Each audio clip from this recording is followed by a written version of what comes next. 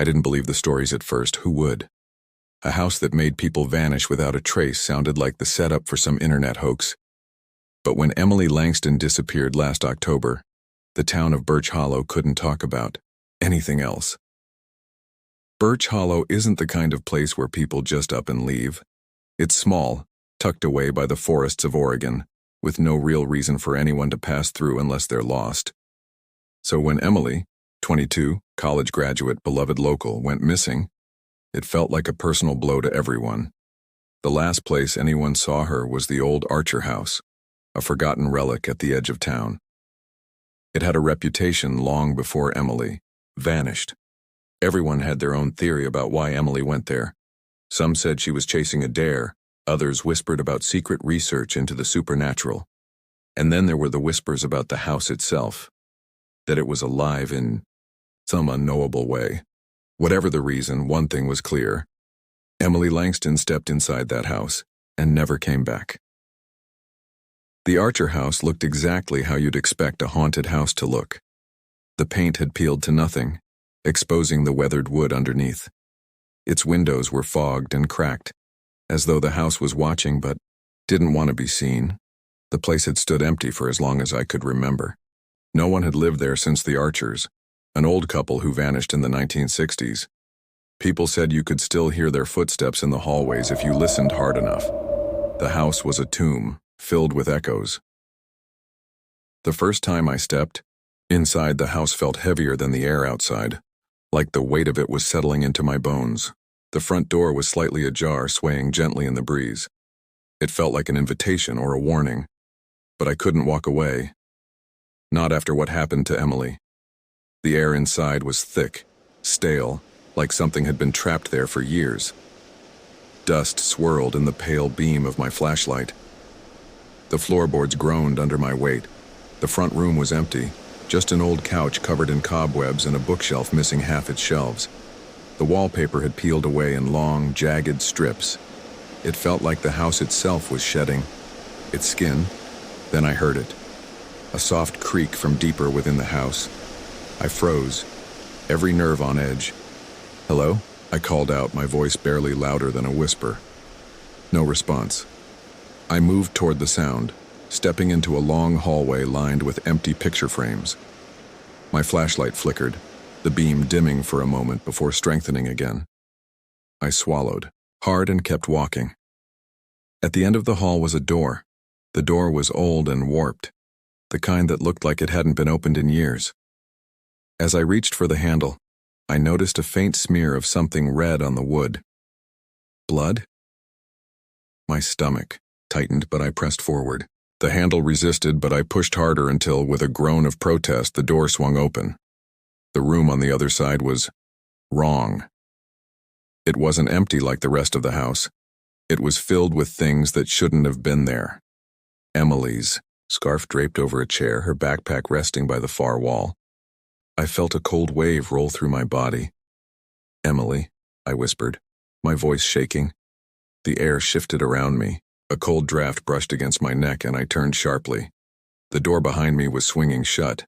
I lunged for it, but it slammed with a force that rattled the walls. I twisted the handle, but it wouldn't move. I was trapped. I heard footsteps. Outside the door, slow, deliberate. My breath caught in my throat. "Who's there?" I called out. No answer. The footsteps stopped just outside. Through the crack beneath the door, I saw a shadow stretch across the floor. It wasn't shaped like a person. It was twisted, warped. My pulse pounded in my ears. The handle jiggled, but the door didn't open. Then the footsteps moved away. I exhaled a shaky breath and backed into the room. That's when I noticed the mirror hanging above the dresser. There was writing on the glass. "Leave." The letters were scrawled in something dark, something that looked too much like blood. I fought the panic rising in my chest and forced myself to think. There had to be another way out. My eyes darted around the room until they landed on the closet door, slightly ajar, revealing a narrow passage behind it. I didn't hesitate. I grabbed my flashlight and slipped inside.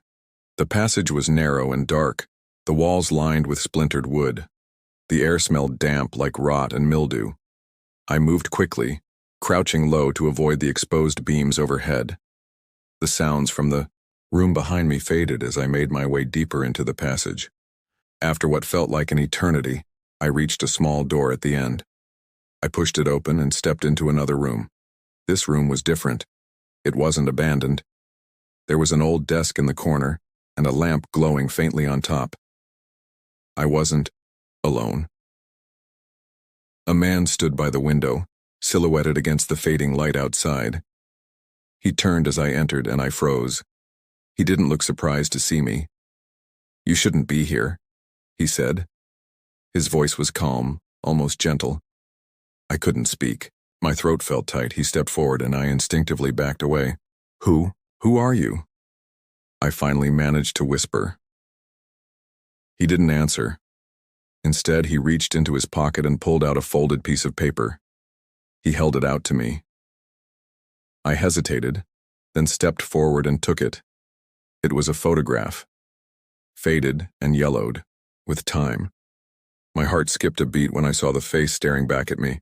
It was Emily, but she wasn't alone. Standing beside her with an arm draped over her shoulders was the man in front of me. The date at the bottom of the photo made my stomach lurch. 1985.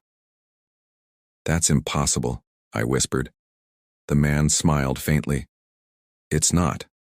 I shook my head. "She's only been missing for a month." "Time doesn't work the way you think it does," he said. The shadows around him seemed to pulse and stretch, warping the space between us. "Emily's alive," he continued. "But if you want to save her, you'll have to listen." The man's eyes darkened. "The house doesn't let people leave unless it wants them to. But there's a way." "What way?" I asked, my voice trembling. "You take her place?" he said simply. My heart sank. I thought of Emily, the bright, kind girl whose disappearance had shattered the town. I thought of the stories, the warnings, and then I thought of the shadow outside the door, waiting. Time seemed to slow as I stared at the man, my mind racing. Was he telling the truth? Was there any other way? "You don't have to do this," he said softly. "You can leave." I closed my eyes, Emily's face flashing behind my eyelids. Then I opened them and met the man's gaze. "No," I whispered. "I'm not leaving without her." The shadows around me seemed to deepen as I spoke. The man nodded solemnly and stepped aside. The doorway behind him opened into a swirling void of darkness. I took a deep breath and stepped through. The cold wrapped around me like a shroud.